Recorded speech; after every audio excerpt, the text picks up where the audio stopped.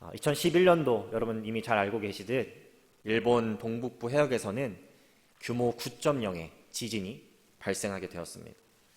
그 결과로 인해서 일본 동북부 해안가에 자리 잡은 마을들에는 거대한 쓰나미가 몰려오게 되고요. 2만여 명이 희생되거나 실종되었고 또 수십만 명이 피난길에 오르게 됩니다. 그런데 이 엄청난 쓰나미의 위력 가운데에서도 큰 인명피해를 받지 않은 한 마을이 있다고 하는데요. 바로 이와테현에 있는 아네요시 마을입니다. 어떻게 이 이와테현에 있는 아네요시 마을 사람들은 이 거대한 쓰나미가 찾아왔을 때 큰 인명피해를 받지 않을 수 있었을까요? 이 아네요시 마을에 가보면 조상들이 세운 표석들이 곳곳에 있는데 거기에 뭐라고 적혀 있냐면 높은 곳에 집을 지어 거주하고 후손들은 절대 낮은 곳에 거주하지 말라, 이런 표석이 곳곳에 세워져 있다고 해요. 실제로 1896년도 그리고 1933년도에 이 지역에 쓰나미가 찾아왔을 때 너무나 많은 사람들이 죽게 되자 생존자들이 이 표석에 후손들에게 꼭 알려주고 싶은 필요한 지혜를 적어서 남긴 것이죠. 지금 당장은 쓰나미가 몰려오지 않는다고 해도, 지금 당장은 어려움이나 큰 사건들이 찾아오지 않는다고 해도 안일해서는 안 된다라는, 대비해야 된다라는 그 지혜를 후손들에게 이 선조들은 전해준 것입니다. 오늘 본문 1절 말씀을 보시면 이제 여호와께서 다윗과 이스라엘 주변에 있는 많은 적들을 물리치게 하는 은혜를 주셨고요. 이제 다윗 왕으로부터 궁 안에서 평안하게 살아갈 수 있게 하셨다라고 기록이 되어 있습니다. 수많은 전쟁 가운데서 실제로 다윗과 이스라엘은 승리하였고요. 이 가나안 땅을 드디어 온전히 정복했다라고 말할 수 있게 되었고, 이제 두 발 뻗고 편안하게 궁궐에서 살아갈 수 있는 시기가 다윗에게 또 이스라엘에게 찾아온 겁니다. 이러한 평안함 속에서, 편안함 속에서 다윗과 또 이스라엘 백성들이 그 평안함을 안일함으로 여겨서 또 다른 큰 위기를 맞이하지 않기 위해서 나타낸 모습, 또 지켜야 하는 믿음은 무엇일까요? 저는 오늘 이 질문들에 대한 답변을 오늘 본문의 말씀을 살펴보면서 우리 성도님들과 발견하기를 원합니다. 첫 번째로 우리는 평안한 때일수록 그 평안함이 하나님께로부터 온 것임을 기억해야 되고요. 나 자신보다 하나님을 높이고자 하는 마음을 가져야 된다는 것을 본문의 말씀을 통해서 우리가 보게 됩니다. 다시 1절 보게 되면 이제 하나님께서는 다윗 왕에게 온전한 평안함을 주셨어요. 그리고 이제 다윗은 아무런 걱정 없이 현 시점으로는 두 발 뻗고 잠을 잘 수 있게 되었습니다. 이렇게 평탄함과 편안함이 인생에 찾아왔을 때 세상의 많은 사람들은 그 이유를 자신의 노력과 자신의 수고로 여깁니다. 믿음의 사람인 다윗은 달랐어요. 그는 자신이 누리고 있는 이 평안이 내가 이루어내고 내가 성취한 것이 아니라 하나님께서 주신 것이라는 분명한 믿음이 그에게 있었습니다. 어떻게 우리가 그것을 알 수 있을까요? 본문에 보면 다윗에게 한 가지 불편한 점이 생겼다라고 성경은 알려주고 있습니다. 본문 2절 말씀을 보니까 그는 지금 현재 백향목으로 만들어진, 당시에 아주 값비싼 귀한 나무였는데요. 이 백향목으로 만들어진 아주 좋은 궁궐에 그가 거주하고 있는데 하나님께서 이스라엘 백성들과 함께 계시다라는 그 증거가 되는 하나님의 언약궤는 초라한 텐트 안에 있다라는 것. 이것이 다윗 왕에게 불편함으로 다가오기 시작합니다. 여러분, 이스라엘의 현 시점으로 봤을 때 왕은 다윗이지만 다윗은 분명히 알고 있었어요. 이 이스라엘을 주관하시고 이스라엘의 평안을 주신 분, 지금 나에게 평안함을 허락하신 분, 그래서 자신보다 훨씬 크시고 높으신 참된 왕이 바로 하나님이라는 것을 다윗 왕이 인정하고 알고 있었다는 것입니다. 그것을 알지 못했다면, 그것을 인정하지 않았더라면 이것은 절대 느낄 수 없는 불편함이었던 것이죠. 그래서 다윗은 이 불편함을 느끼는 것에서 그만 멈추는 것이 아니라 더 나아가서 자신이 지금 거주하고 있는 백향목으로 만들어진 궁궐보다 훨씬 더 좋은, 더 화려하고 더 값진, 더 멋진 아름다운 성전을, 하나님을 위한 집을 짓기로 마음을 먹습니다. 그래서 오늘 보면 2절에 보면 이제 선지자 나단이 처음으로 등장하게 되는데요. 나단에게 가서 자신의 계획을 얘기하고, 또 3절에 보니까 선지자 나단도 그렇게 하는 것이 좋겠습니다 라고 다윗 왕에게 말합니다. 우리는 사실 본문을 이미 읽었기 때문에 하나님께서 다윗으로 하여금 성전을 짓는 일을 하지 못하게 막으셨다는 걸 알고 있죠. 그래서 그런 부분을 보게 되면 이 다윗이 하나님의 성전을 짓기 위해서 가졌던 그 마음이 뭔가 좀 잘못되었거나 악한 마음이 있었을 것이라고 우리가 오해할 수 있습니다. 그런데 우리가 말씀을 잘 보면, 또 성경을 보게 되면 다윗이 하나님의 집을 짓고자 했던 그 마음, 하나님을 위해서 성전을 짓고자 했던 그 마음과 동기에는 전혀 문제가 없었다라는 것을 우리가 반복해서 볼 수 있게 돼요. 특별히 열왕기상 8장 18절을 보게 되면 이제 다윗의 아들인 솔로몬이 이렇게 말하는 장면이 나옵니다. 여호와께서 내 아버지 다윗에게 이르시되 내가 내 이름을 위하여 성전을 건축할 마음이 있으니 이 마음이 내게 있는 것이 좋도다. 성전을 짓고자 했던 다윗 왕의 그 마음, 하나님께서 우리에게 평안을 주신 분이시고 그 하나님께서 지금 낮게 여겨지고 있고 내가 높아진 것처럼 되어 있는 그 상황이 불편해서 성전을 짓고자 했던 그 마음과 동기는 하나님께서 기쁘게 또 귀하게 여기셨다라는 거예요. 저는 이 내용을 묵상하면서 대략 한 10년 전에 제가 만났던 한 청년이 떠올랐습니다. 어렸을 때부터 아주 부유한 부모님 밑에서 자란 청년이었고요. 그 청년의 말에 따르면 결핍이라는 것을 거의 느껴보지 못했을 정도로 그렇게 평안하게 살아온 그런 청년입니다. 또 성인이 되어서도 본인이 계획하고 노력했던 일들이 대부분 실현되었고 또 큰 장애물이 삶 가운데 없었던 그런 청년이었어요. 그런데 한 번은 개인적으로 신앙 상담을 할 수 있는 기회가 생겨서 대화를 나누게 되었는데 그렇게 이야기하는 거예요. 전사님, 제가 솔직하게 말씀드리면 지금까지 부족함을 못 느끼고 살아왔습니다. 제 인생에서 결핍이라는 것은 크게 없었습니다. 제가 계획하고 또 제가 이루고자 했던 것들은 대부분 이루면서 살아왔습니다. 그래서인지 몰라도 저는 하나님께서 제 인생에 왜 필요하신지 잘 모르겠습니다. 제가 굳이 힘들게 주말마다 교회에 가서 예배를 드려야 하는 것, 저랑 생각도 별로 맞지 않고 기호도 맞지 않고 또 제가 생각하는 어떤 예의랑은 조금 기준이 먼 나랑 전혀 맞지 않는 사람들과 교회 안에서 관계를 맺고 살아가야 하는 이유를 제가 잘 모르겠습니다. 그것이 불필요하게 여겨집니다. 이렇게 얘기를 하는 거예요. 여러분, 그렇게 말을 할 때 그 마음에는 어떠한 전제를 갖고 있을까요? 자신의 삶 가운데 평안함이 찾아왔던 것, 내가 이루고자 했던 것들을 이뤘던 것, 거기에 하나님께서 허락하시고 기여하신 것이 없다라는 마음이 있었던 것입니다. 하나님께서 기여하신 것이 없기 때문에, 하나님께서 허락해 주신 것이 없기 때문에 하나님을 높이는 일, 하나님을 위해서 섬기는 일, 하나님의 백성들을 사랑하며 그들의 필요를 채우는 일이 무의미하고 불필요하게 여겨질 수밖에 없는 것이죠. 오늘 보면 1절의 말씀처럼 주위의 모든 원수가 사라져서 평안함을 누리고 있을 때 다윗은 그것이 자신의 힘이나 자신의 군대의 강함으로 이뤄낸 것이 아님을 정확하게 알고 있었어요. 하나님의 도우심이 없었더라면, 하나님의 보호하심이 없었더라면 불가능했다라는 것을 정확하게 알고 있으면서 자신의 자금과 하나님의 크심을 그때 다윗은 보게 된 것입니다.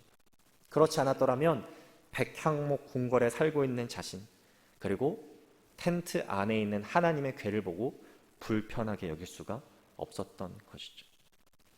여기서 우리는 중요한 교훈 한 가지를 얻어야 합니다. 평안함 속에서 우리 신앙인들이 가져야 되는 모습은 그 평안함이 하나님으로부터 왔다라는 것을 먼저 인정하는 것입니다.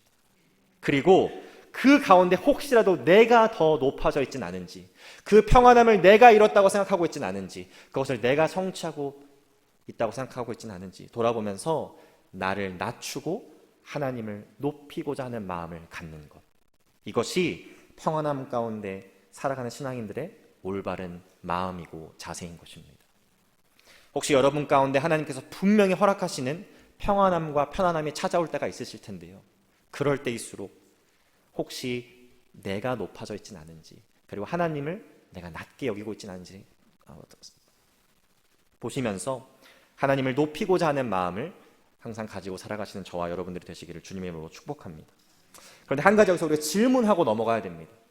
이렇게 하나님께서 귀하게 여기시는 이 마음을 가지고 다윗이 하나님의 집을, 즉 성전을 건축하려고 했는데 왜 하나님은 이 성전 건축하는 것을 말리셨는가?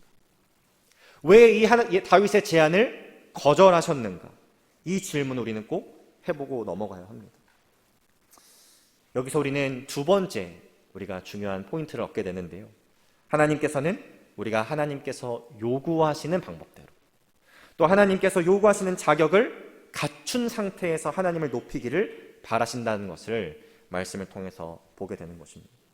오늘 본문 5절 이하의 말씀을 보니까요, 이제 하나님께서 나단 선지자에게 나타나셔서 자, 다윗에게 가서 성전 짓는 거 하지 말라고 얘기해, 이렇게 말씀하시는 장면이 나옵니다. 그리고 그렇게 말씀하시는 이유를 나열하기 시작하세요. 먼저는 하나님께서 역사적으로 봤을 때 그 누구에게도 자신을 위한 집을 지어달라고 요구하신 적이 없다는 겁니다. 여러분, 하나님께서는 시간과 공간의 제약을 받지 않으시는 분이잖아요. 하나님께서 거하실 집을 인간이 만들 필요가 없다라는 겁니다. 또 하나님께서는 다윗, 너가 내 집을 짓는 것이 아니라 내가 너의 집을 지을 거야 라고 말씀하세요. 여기서 말하는 집의 이 의미가 조금 다른데요, 다윗은 성전의 개념으로 집을 말하고 있다면 하나님께서는 왕권의 의미로 이 집을 말씀하고 계시는 것입니다. 또 하나님께서는 하나님의 집을 지을 자를 미리 정해놓으셨대요. 근데 그게 다윗이 아니었어요. 오늘 본문에는 나오지 않지만 하나님께서 다윗에게 성전을 짓지 못하게 하신 중요한 이유가 또 하나 성경에는 기록이 되어 있는데요. 그것이 무엇이냐면 다윗이 전쟁을 통해서 이미 너무나 많은 사람들의 피를 흘린 사람이기 때문에 하나님께서는 하나님의 집을 짓는 일을 다윗에게 맡기실 수 없다고 말씀하셨습니다. 이 내용들을 잘 정리해보면 하나님께서는 지금 무슨 말씀을 하고 계신 것일까요?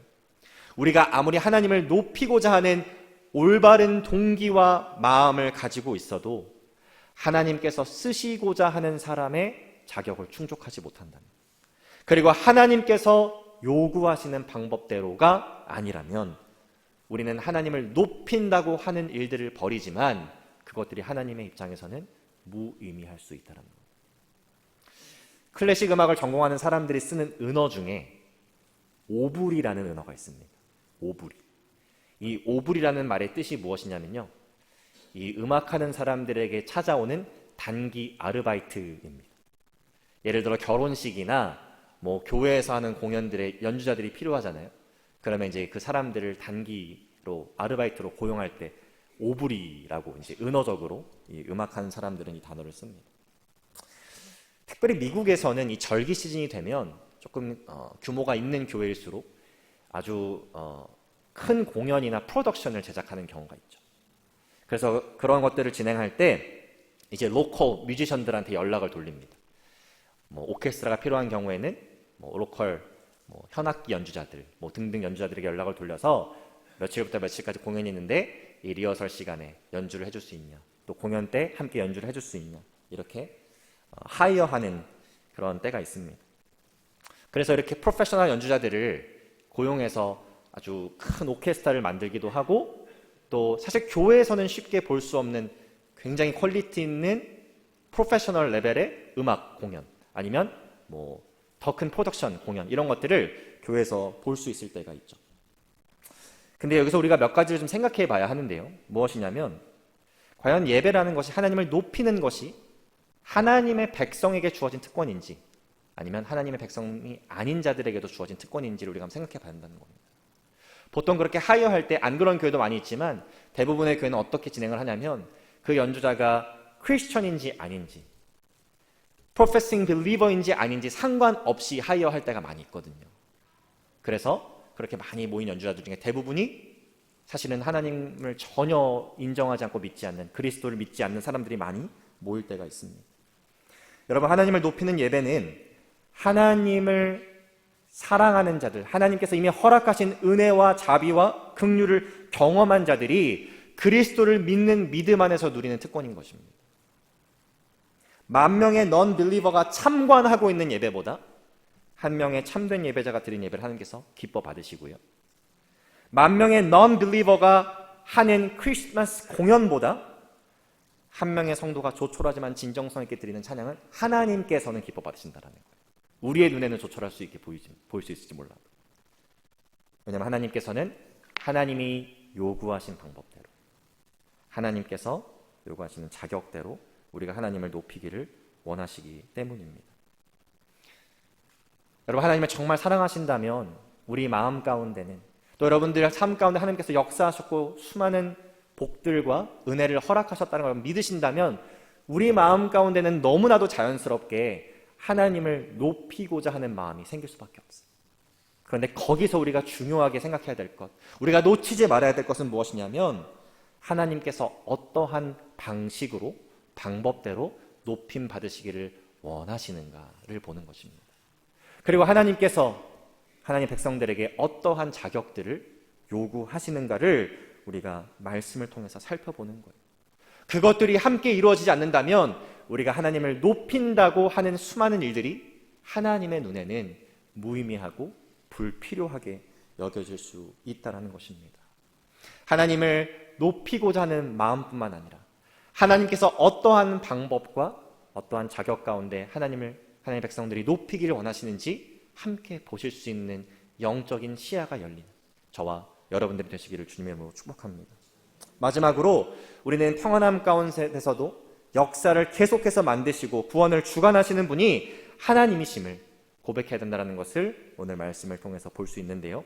이제 8절 말씀을 보시면 하나님께서 이렇게 말씀하시죠. 다윗이 목동이었을 때 이미 하나님께서는 그를 이스라엘의 왕으로 만드실 계획을 갖고 계셨다, 이렇게 말씀하십니다. 이것은 시점적으로 다윗이 목동이었을 때 하나님께서 그 계획을 만드셨다는 얘기가 아니고요. 이미 그때부터, 다시 말해서 그 시점 훨씬 전부터 그런 계획을 하나님께서 갖고 계셨다라는 말씀입니다. 하나님께서는 실제로 이 계획을 이루셨죠. 목동인 다윗이 오늘날 왕이 되어서 이 평안함을 이루는 그 시점까지 하나님께서는 놀랍게 또 세밀하게 다윗의 삶 가운데 역사하셨습니다. 그런데 거기서 끝이 아니었어요. 오늘 10절 말씀부터 12절 말씀, 먼저 10절 말씀을 보니까요, 이스라엘을 위한 영원한 장소를 정하셔서 그 어떤 악한 세력도 이스라엘을 공격하지 못하게 하시겠다고 약속하고 계세요. 여러분, 이것은 다시 말하면 무엇을 가리키는 거냐면 지금 다윗이 누리고 있는 평안함은 하나님께서 주신 평안함이 맞지만 영원히 지속될 평안함 아니라는 겁니다. 잘 알고 계시겠지만 이제 조금만 지나면 아들인 압살롬에 의해서 쫓겨 다녀야 되는 비참한 상황에 다윗은 놓이게 될 거거든요. 11절, 12절 말씀을 보니까 다윗을 위한 집, 즉 Davidic line, 왕권을 세우셔서 그의 왕좌가 영원히 견고하게 하시겠다, 이렇게 또 하나님께서 약속하십니다. 다윗은 하나님을 위해서 자신이 집을 짓겠다고 얘기했어요. 하나님을 위해서 성전을 짓겠다고 이야기했어요. 그런데 여러분 잘 생각해 보십시오. 아무리 기가 막히게 지어진 집이라도, 잘 지어진 집이라도, 견고하게 지어진 집이라도 인간이 만든 집은 짧으면 수십 년, 길면 100년에 다시 허물고 지어야 됩니다. 다시 허물고 지어야 되거나 재건축을 해야 되게 되는 것이죠. 그런데 하나님께서는 그렇게 유한하고 가변적인 집, 여기서 말하는 집은 왕권을 가리키는데요, 그런 왕권을 계획하고 계신 것이 아니었어요. 하나님께서는 이 다윗의 가문 가운데 영원히 몰락하지 않은, 영원히 견고할 그러한 하나님의 나라를 계획하고 계셨고, 다윗의 자손 중에 나실 이를 통하여서 그 계획을 이룰 것을 이미 정해 놓으셨습니다. 그래서 오늘 본문 12절부터 이 17절까지의 내용은요, 다윗의 자손으로 오실 메시아를 가리키는 구약의 여러 예언 말씀들 중에 가장 중요한 말씀들 중 하나입니다. 어떤 분들이 말씀을 읽으면서 아니 이 말씀은 솔로몬에 의해서 성취된 거 아닙니까? 어느 정도? 이렇게 말씀하시는 분들이 있어요. 왜냐하면 실제로 하나님의 성전을 짓는 일을 누가 감당하게 되었죠? 바로 다윗의 아들인 솔로몬 왕이 하나님의 성전을 짓게 되었습니다. 그런데 문제가 있죠. 그 성전은 파괴되었습니다. 무너졌습니다. 이 말씀에 따르면 영원히 파괴되지 않을 그 왕권, 영원히 사라지지 않을 그 왕권, 늘 이야기에게는 솔로몬이 이 말씀을 성취했다고 말할 수 없는 것이죠. 왜냐하면 결국 이 왕권은 아수르에 의해서, 두 번째로는 바벨론에 의해서 크게 몰락한 경험이 있었기 때문입니다.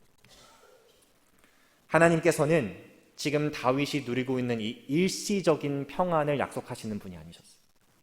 더 나아가서 영원한 평안함을 하나님의 백성들에게 주시기 위해서 영원히 다스리실 왕, 또 영원히 통치될 하나님의 나라를 이미 그 계획을 세우시고 그 역사를 만들어 나가시고 그 구원의 문제를 전적으로 주관하고 계셨다는 것입니다. 여러분 생각해 보십시오. 인류의 역사가 사람의 손에 달려있다면, 구원의 문제가 전적으로 인간 왕들에게 달려있다면, 여러분 우리는 그리스도를 믿는 사람으로 지금 살아갈 수 있을까요? 성경에 처음부터 메시아에 대한 예언이 등장했을 때 그 역사가, 그 구원의 문제가 철저하게 인간에 달려있었다면, 만약에 우리 인간들이 하나님께서는 그것들을 요구하시지만 우리는 하기 싫어요라고 다 거부하고 실제로 다 거부할 수 있는 권세와 주권들이 우리에게 다 있었다라면 하나님께서 담대하게 다윗의 자손으로 오실 이를 통하여서 영원한 나라가 세워지게 될 것이며 그 왕권이 영원히 세워지게 될 것이며 영원한 평안함을 주실 수 있다라고 말씀하실 수 있었을까요? 그럼 그것은 불가능한 것입니다. 오늘 본문에서 이 중요한 메시아에 대한 예언, 그리스도께서 이 땅에 오셔서 영원한 나라를 통치하시고 영원한 평안함을 하나님 백성에게 허락하시고 영원히 모든 것들을 다스릴 것이라고 단호하게, 분명하게 지금 하나님께서 말씀하고 계신 것은 하나님께서 역사를 만들고 계시고 인류의 구원을 주관하는 분이시라는 것을 선포하고 있는 것입니다. 여러분, 하나님께서 다윗이 누렸던 그 잠깐의 평안함이 아니라 영원한 평안함을 하나님의 백성에게 허락하시기 위해 지금도 역사를 주관하시고 구원의 주권자가 되시는 분이라면 우리는 결국엔 우리가 이 땅에서 평안함을 누리건 평안함을 누리지 않건 간에 그 하나님을 높이는 자들로 살아가야 합니다.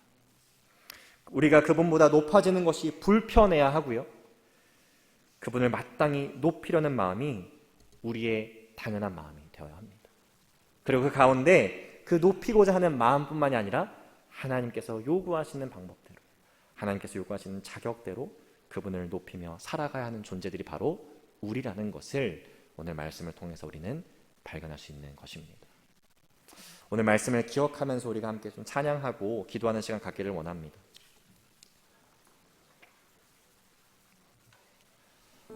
하나님께서 내 삶 가운데 지금 평안함을 허락하셨다면 그것은 내가 한 것이 아니라 하나님께서 주신 것이기, 더 나아가서 지금 내가 누리는 평안함은 일시적인 평안함이지만 하나님께서는 놀라운 섭리와 계획 가운데 영원한 평안함을 주 예수 그리스도를 통해서 우리에게 허락하시는 분이시기 때문에 우리는 우리 자신이 높아지는 것이 아니라 하나님만을 높이는 자들로 살아가야 되는 줄로 믿습니다.